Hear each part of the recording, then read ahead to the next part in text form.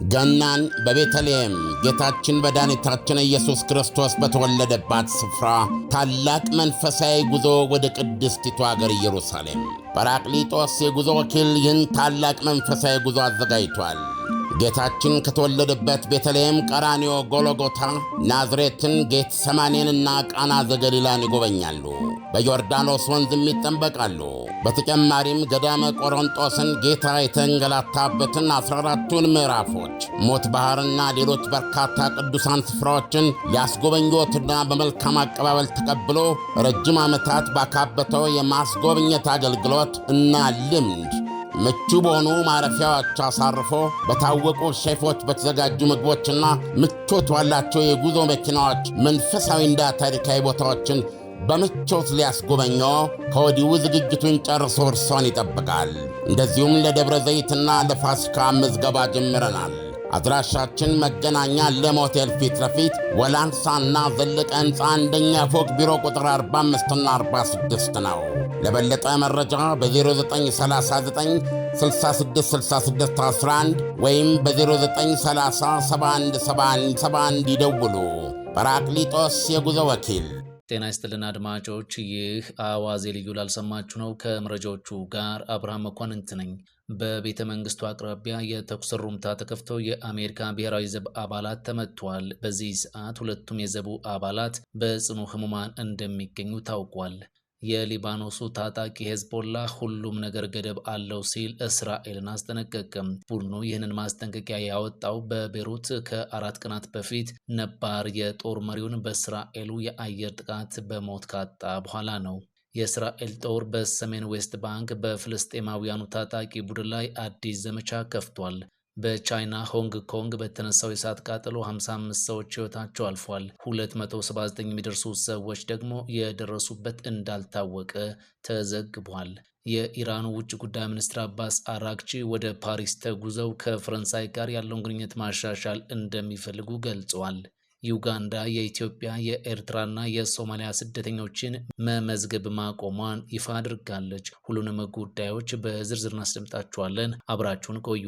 በቤተ መንግስቱ አቅራቢያ የተኩስ ሩምታ ተከፍቶ የአሜሪካ ብሔራዊ ዘብ አባላት ተመቷል። 2 የአሜሪካ ብሔራዊ ዘብ ወታደሮች ከዋይት ሃውስ በቅርብ ርቀት መመታታቸው ተሰምቷል። ጥቃት አድራሹ የአፍጋን ዜጋ ስለመሆኑም ተለይቷል። የጥቃቱ ዓላማ ምንን ለማሳካት እንደሆነ ግን እስካሁን እንዳልታወቀ ዘገባዎች አመላክተዋል። በርካታ ቁጥር ያላቸው አፍጋናውያን በ2021 አሜሪካ ከካቡል ስትወጣና ታሊባንም አፍጋንን ሲቆጣጠር ወደ ዩናይትድ ስቴትስ እንደገቡ ይነገራል። በዩናይትድ ስቴትስ ዋይት ሃውስ አቅራቢያ በተፈጸመው የተኩስ ልውውጥ ምክንያት 2 የብሔራዊ ዘብ አባላት በጥይት ነው የተመቱት። ፕሬዚዳንት ትራምፕ በዋይት ሃውስ አቅራቢያ የተፈጸመው ጥቃት በቅርብ ጊዜ ውስጥ አሜሪካ የገጠማት ትልቁ ብሔራዊ ደህንነት ስጋት መሆኑን አንስተዋል። ጥቃቱን መሰረት አድርጎም የአሜሪካ የዜግነትና ስደተኝነት አገልግሎት ከአፍጋን ተወላጆች የቀረቡ እንዲሁም በሂደት ላይ የነበሩ የስደተኝነት ጥያቄዎች በሙሉ መታገዳቸውን አስታውቋል። የሀገሪቱ መንግስት ይህንን ውሳኔ ያስተላለፈው በዋይት ሃውስ አቅራቢያ ተሰማርተው በነበሩት የብሔራዊ ዘብ አባላት ላይ ተኩስ የከፈተው ግለሰብ በ2021 ወደ አሜሪካ የገባ አፍጋኒስታናዊ እንደሆነ ይፋ ከሆነ በኋላ ነው።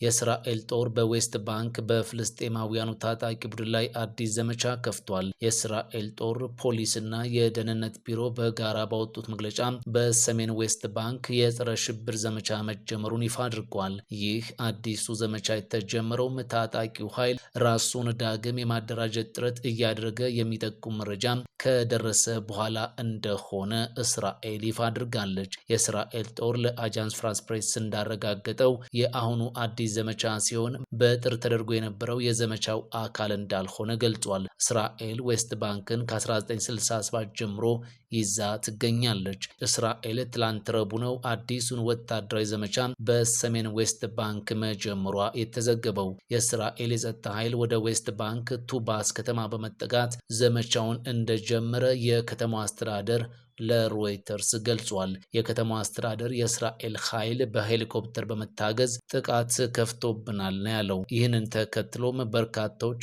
ከመኖሪያ ስፍራቸው እየወጡ መሆኑን አመላክቷል። ነገር ግን የእስራኤል ኃይል ዘመቻው እየተደረገ ያለው በንጹሃን ላይ ሳይሆን በተለዩ የታጣቂዎች ጠንካራ ይዞታ ላይ ብቻ እንደሆነ ገልጻለች። ከዚህ ባለፈ የጥቃቱ ዓላማም የሽብር ቡድኑ ራሱን እንዲያደራጅ ለማድረግ ያለመ እንደሆነ ገልጿል። የእስራኤል ጦር የጋዛው ጦርነት ከተጀመረ አንስቶ ከ1000 በላይ ፍልስጤማውያንን የገደለ ሲሆን አብዛኞቹ ታጣቂዎች እንደሆኑም በመረጃው ተካቷል። ከዚህ ባለፈ ቢያንስ 44 የሚሆኑ እስራኤላውያን ንጹሐንና ወታደሮች መገደላቸውም ተነግሯል። በቻይና ሆንግ ኮንግ በተነሳው የእሳት ቃጠሎ 55 ሰዎች ሕይወታቸው አልፏል። በቻይና ሆንግ ኮንግ ታይፖ በተሰኘው ስፍራ በሶስት ትልልቅ የመኖሪያ ህንፃዎች ላይ ባጋጠመው የእሳት ቃጠሎ እስካሁን 55 ሰዎች መሞታቸው ሲሰማ 279 ሰዎች ደግሞ የደረሱበት እንዳልታወቀ ተዘግቧል። ይኸው የእሳት ቃጠሎም ወደ ሌሎች ህንፃዎች እንዳይዛመት ለማድረግም ከ800 በላይ የእሳት አደጋ ሰራተኞች እየተረባረቡ እንደሚገኝ መረጃዎች አመላክተዋል። ከ18 ሰዓታት በላይ ባስቆጠረው ከባዱ የእሳት ቃጠሎም ተጨማሪ 29 ሰዎች በሞትና በህይወት መካከል ስለመሆናቸው ታውቋል። በህንፃዎቹ አቅራቢያ ለአደጋ ተጋላጭ የሚያደርጉ ተቀጣጣይ ነገሮች እንዲኖር አድርገዋል የተባሉ የህንፃዎቹ 3 የግንባታ ኃላፊዎች በቁጥጥር ስር ስለመዋላቸውም ተዘግቧል። ከአደጋው አስከፊነት አኳያም ከባድ ቅጣት ሊጠብቃቸው እንደሚችል ተመላክቷል። የኢራን ውጭ ጉዳይ ሚኒስትር አባስ አራግቺ ወደ ፓሪስ ተጉዘው ከፈረንሳይ ጋር ያለውን ግንኙነት ማሻሻል እንደሚፈልጉ ገልጸዋል። የሀገራቱ ውጭ ጉዳይ ሚኒስትሮች በመካከለኛው ምስራቅ ስላለው ወቅታዊ ውጥረት መነጋገራቸው ታውቋል። ሁለቱም ሚኒስትሮች ነገሮችን ቀዝቀዝ አድርገው በመመልከት ተጨማሪ ግጭቶች እንዳይፈጠሩ በሚለው ዙሪያ መወያየታቸውን የኢራን መገናኛ ብዙሃን አስነብበዋል። ግጭቶችንም በዲፕሎማሲ እንፍታ የሚል ንግግር ማድረጋቸው ተመላክቷል።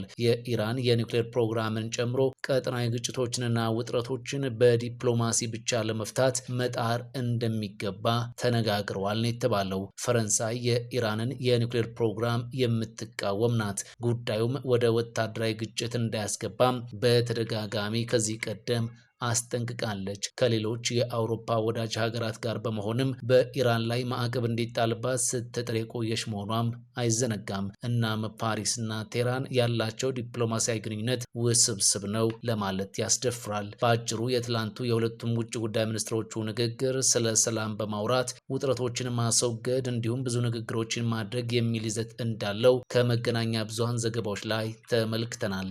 የሊባኖሱ ታጣቂ ሄዝቦላ ሁሉም ነገር ገደብ አለው ሲል እስራኤልን አስጠነቀቀም። ቡድኑ ይህንን ማስጠንቀቂያ ያወጣው በቤሩት ከ4 ቀናት በፊት ነባር የጦር መሪውን በእስራኤል የአየር ጥቃት በሞት ካጣ በኋላ ነው። ሄዝቦላ በዚህ ሰዓት በአስቸጋሪ ሁኔታ ላይ እንደሚገኝም እየተነገረ ነው። ምንም እንኳን ቡድኑ ሁሉም ነገር ገደብ አለው የሚል ማስጠንቀቂያ ቢሰጥም እስራኤል ግን ቡድኑ ራሱን ማደራጀቱን እስካላቆመ ድረስ የሚቋረጥ ጥቃት እንደሌለ ነው በመግለጽ ላይ የምትገኘው። በእስራኤልና በሄዝቦላ መካከል ባለፈው ዓመት የተደረሰው የተኩስ አቁም ስምምነት በግጭቱ ምክንያት የተፈናቀሉ ሰዎች እንዲመለሱ፣ የወደሙ መሰረተ ልማቶችም እንዲጠገኑ ያደርጋል ተብሎ የነበረ ቢሆንም ግጭቶች ግን አሁንም እንደቀጠሉ ነው። ተንታኞች የተኩስ አቁም ስምምነቱ መጣስ የተጀመረው የተፈረመ ዕለት ነው ይላሉ። እስራኤል ሄዝቦላ ስምምነቱን ማክበር አልቻለም በሚል የምትከስ ሲሆን፣ በአንጻሩ ቡድኑ እስራኤልን ተጠያቂ ያደርጋል። በዚህ ሰዓት ሄዝቦላ በወታደራዊ አቅሙም ሆነ በፖለቲካዊ ጥንካሬው በሊባኖስ ጠንካራ ሆኖ መዝለቅ እንደማይችል በስፋት እየተነሳ ነው። ባለፈው ዓመት እንኳን እስራኤል አብዛኞቹን የቡድኑን ከፍተኛ አመራሮችን መግደሏ ይታወቃል። ከዚህ በተጨማሪም ወታደራዊ መሰረተ ልማቶቹንም እስራኤል ማውደሟ አይዘነጋም። አሁንም ይህንኑ ጥቃቷን አጠናክራ ቀጥላለች። ዩጋንዳ የኢትዮጵያ የኤርትራና የሶማሊያ ስደተኞችን መመዝገብ ማቆሟን ይፋ አደረገች። ዩጋንዳ የአፍሪካ ቀንድ ከሆኑት 3ቱ ሀገራት የሚመጡ ስደተኞችን መቀበል ማቆሟን ነው ያስታወቀችው። የዩጋንዳ እርዳታ የአደጋ ዝግጁነትና የስደተኞች ሚኒስትር ሂላሪ እንዳሉት ሰራተኞቻቸው ከ3ቱ ሀገራት የሚመጡ ስደተኞችን እንዳይመዘግቡ ማዘዛቸውንና ለዚህም ምክንያት ድጋፍ ባለመኖሩ እንደሆነም አንስቷል። በዚህ ሰዓት ወደ ዩጋንዳ የሚገቡ ስደተኞች ቁጥር በከፍተኛ ሁኔታ እየጨመረ ነው ሲባል ከለጋሾች ለስደተኞች የሚገኘው የገንዘብ ድጋፍ መቀነሱን የሀገሪቱ ጋዜጦች ጽፏል። የአሁኑ የእገዳ ውሳኔ አዲስ የሚመጡ ስደተኞችን የሚመለከት እንጂ ቀደም ሲል ወደ ዩጋንዳ በመግባት የተመዘገቡትን የሶስቱን ሀገራት ዜጎች እንደማይመለከት ታውቋል። እስካሁን ወደ ሀገሪቱ የገቡት ስደተኞች ቁጥር ወደ 2 ሚሊዮን ደርሷል የተባለ ሲሆን በየዕለቱ ቁጥሩ እንደሚጨምርም ተመላክቷል። ዩጋንዳ በበርካታ ስደተኞች ተመራጭ የሆነችው ስደተኞች በነጻነት እንዲንቀሳቀሱ በስራና በንግድ እንዲሰማሩ ከመፍቀዷ በተጨማሪ ለዜጎች የተፈቀዱ አገልግሎቶችን መጠቀም ስለሚችሉ ነው ተብሎም ይታመናል። ዩጋንዳ ስደተኞችን ለመደገፍ በየዓመቱ 2 ቢሊዮን የዩጋንዳ ሽሊንግ እንደምታወጣም ቢቢሲ ዘግቧል። ገናን በቤተልሔም ጌታችን መድኃኒታችን ኢየሱስ ክርስቶስ በተወለደባት ስፍራ ታላቅ መንፈሳዊ ጉዞ ወደ ቅድስቲቱ አገር ኢየሩሳሌም ጰራቅሊጦስ የጉዞ ወኪል ይህን ታላቅ መንፈሳዊ ጉዞ አዘጋጅቷል። ጌታችን ከተወለደበት ቤተልሔም፣ ቀራንዮ፣ ጎልጎታ፣ ናዝሬትን፣ ጌቴሰማኔንና ቃና ዘገሊላን ይጎበኛሉ። በዮርዳኖስ ወንዝም ይጠመቃሉ።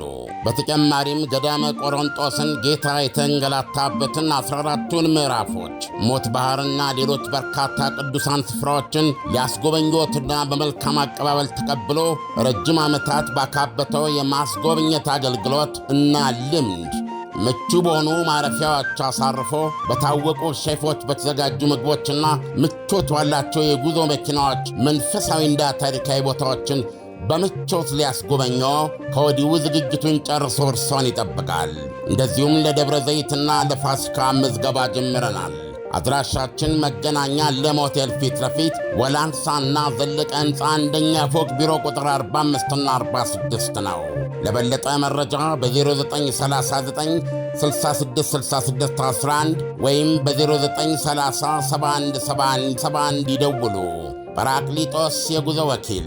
ፈጣን ያልተሰሙ መረጃዎችንና ትኩስ የኪነ ጥበብ ዜናዎችን ለማግኘት የቁም ነገር ሚዲያ የዩቲዩብ ቻናልን በመቀላቀል ቤተሰብ የሆኑ ቻናላችንን ሰብስክራይብ ያድርጉ። በቲክቶክም አለን። ቁም ነገር ሚዲያ ኦፊሻል ብለው ይከተሉን።